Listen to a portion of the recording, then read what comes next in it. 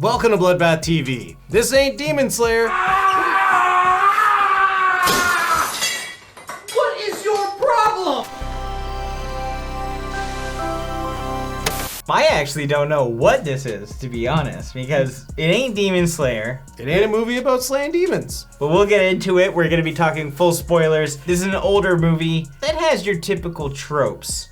And we're actually gonna point them out right now. We're gonna spell this whole movie out for you. But before we do, make sure to check out the Patreon. Link is in the description. Support the channel if you like what we do, so we can keep talking about movies that nobody are searching for on YouTube. We talked about indie movies forever, and we suffer financially for it. Aww. So we're gonna break down the characters. We've got Alicia, the goth. We've got Claudia, the bitch, which we don't think is actually a bitch. I mean, we don't even think Alicia's a goth, to be honest. Yeah, she's got that cool shirt that has the fake tattoos on it, though. She doesn't think anything of the dark arts is cool. We've got Philip, the punk. Who also we don't think is a punk. No, he's more just like early 2000s skater guy who listens to 311 and Sublime. And talks like Jamie Kennedy from Malibu's Most Wanted. Don't say that I didn't give you a chance to P. Diddy with Puff Daddy. Ooh.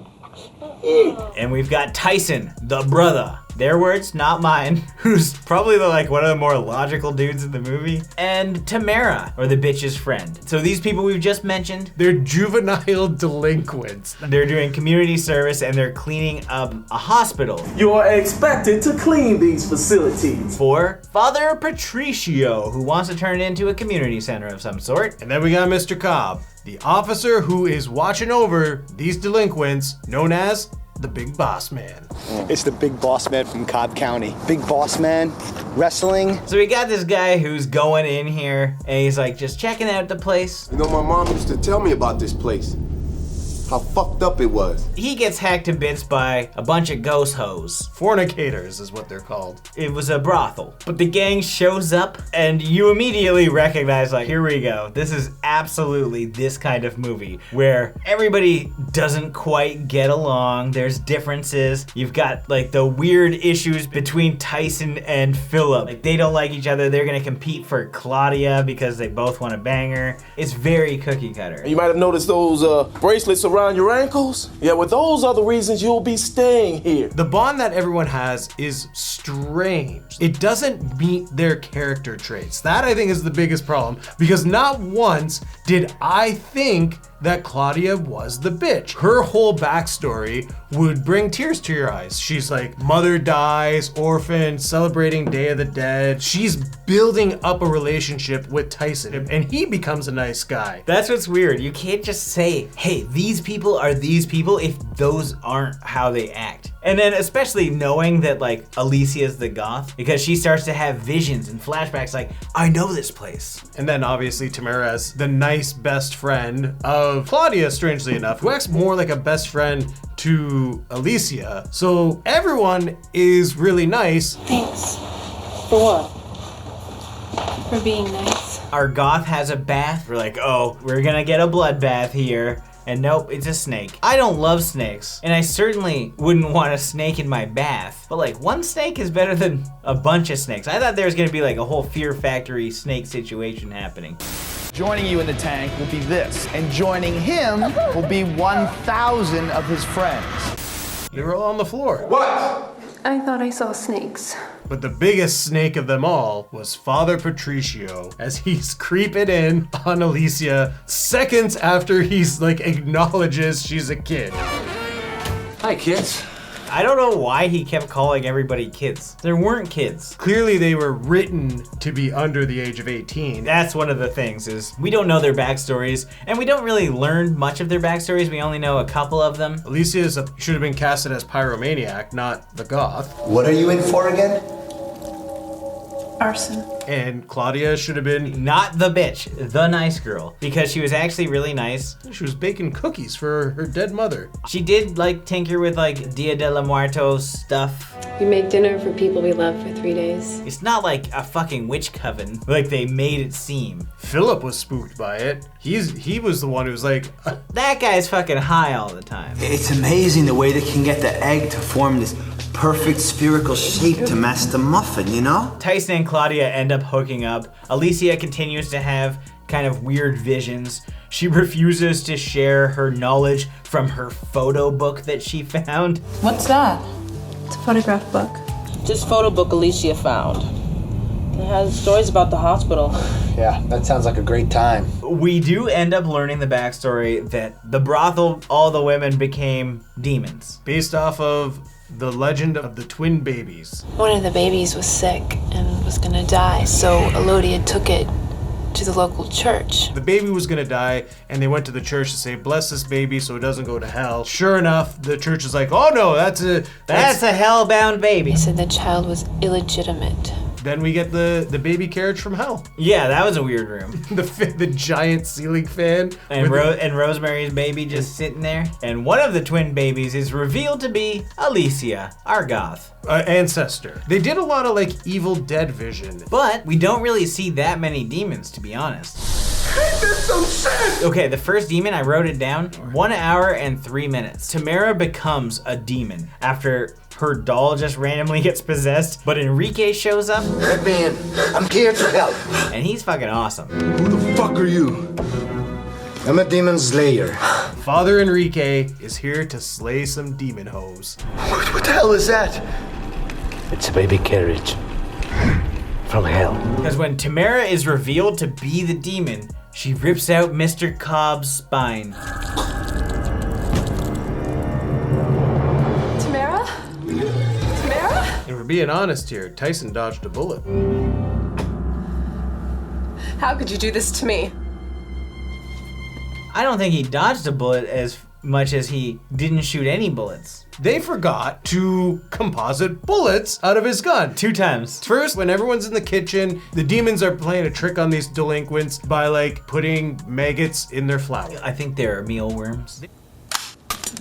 Oh yeah, that helped a lot. We don't understand if they forgot the effects or not, because we don't know. It's really tough to know if this movie was as self-aware as we would like it to be, because yes, certain characters are quirky. Like obviously Philip is just like such a fucking idiot the whole time. There's literally a scene where they do a figure 4 with Tyson and Philip in the hallway for no reason. They're just wrestling and they're goofing around.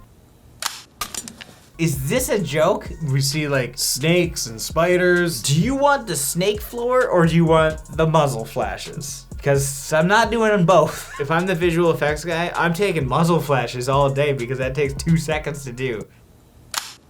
But then when he goes and shoots Tamara, yes, they look like BB guns or pellet guns. Is that all he had? Like, did his character only bring pellet guns, or were they supposed to be real guns? that is a great question that wasn't established. If you're gonna shoot somebody with a pellet gun anyway, you aim for the head. But I mean, if you only have pellets, it doesn't fucking matter.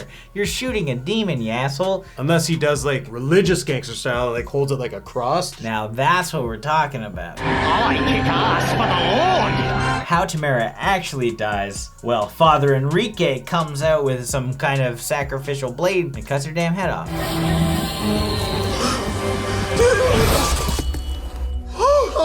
But before that, we got a very great bug scene where a spider came out of her mouth and you saw cockroaches just scurrying away in the background. What the hell was that? Bugs. If I was high like Philip, I would be losing my mind. If I had just smoked a joint and I saw a woman that I was in the same room just like hanging out with pull a fucking foot-long spider out of her mouth. First, I'd probably puke, and then you see this fucking father you just met just decapitate her. I'm smoking another joint for fucking sure. You're looking for your fiddle faddle. And meanwhile, Alicia has found like a gate to hell in the basement. She knows that there's fire and shit, and she found like a second book that's not the photo book, but maybe a real book where she needs to read some kind of poem or page. That's courtesy of our information from Father Patricio, who tells us the real backstory of who Alicia actually is and who he was, which you could guess pretty obviously in the film. This boy was the only one to survive that massacre. You knew it was Patricio. Why else would he be setting up this certain situation? I'm the child who survived this place, the massacre. And then the movie fucking ends. No, the movie doesn't end yet. We have the biggest twist in the entire film. Good guy Tyson goes up to save the love of his life, Claudia. So they come down, you think everything's good. All of a sudden, Claudia turns into a demon. Didn't see it coming. But does anyone care? I kind of cared about their relationship. I don't think we're getting a sequel to Demon Slayer. We got an anime. Fuck you, fuck you, fuck you. You're cool. And fuck you, I'm out. Far superior. Not as superior as the ending of this film with the classic Alicia Red Eyes freeze frame. It's honestly so bad. Tyson's reaction at the end of this film will sum it all up. That's exactly how I feel. Like when Alicia she's just like reading her little thing to stop the gates of hell. It just happens. There's just like a bunch of cross dissolves of like flashbacks and stuff, but like nothing that you can really interpret correctly, and it doesn't really matter either. Just like, well, okay, there's no explosions, there's no fire, there's no demons, there's no anything. It just ends. Well, I guess that's it. Is our community service done now? So even though it wasn't a great film and it didn't have the conclusion that we may have all wanted, especially watching a movie called Demon Slayer, because you expect demons and slaying of demons, and while that happens like once or twice, I still liked it. It's just so throwaway bullshit. But I mean, I also watch a lot of reality shows and I like the drama in those too. And that's what this kind of felt like. Just, oh, people aren't getting along because they come from a different lifestyle, and that's it. So I'm gonna give this 2 mandible claws out of 5. And every punk-ass white boy wishes he was Mick Foley. I mean, this is your typical B movie. It was a lot of fun to watch, but by no means should this be like praised with its story. You can't call this film Demon Slayer and have demons and the slayer of the demons enter in the last like 15 minutes. Let me in.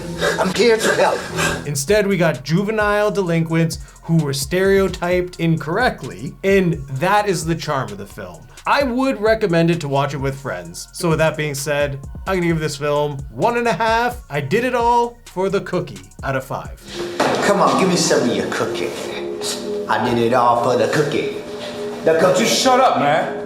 As always, thank you for watching. Like this video and comment below with your thoughts on the film if you've seen it. If you haven't and you do want to check it out, links are in the description if I can find it anywhere to link you to it. If you want to support the channel, check us out on Patreon. Link is also in the description. If this is your first time here, make sure you subscribe to the channel. Stay up to date with everything here on Bloodbath TV. Why do you think kids like you have sex? Because it's fun. You have sex because you fear what other people will think about you. It's peer pressure.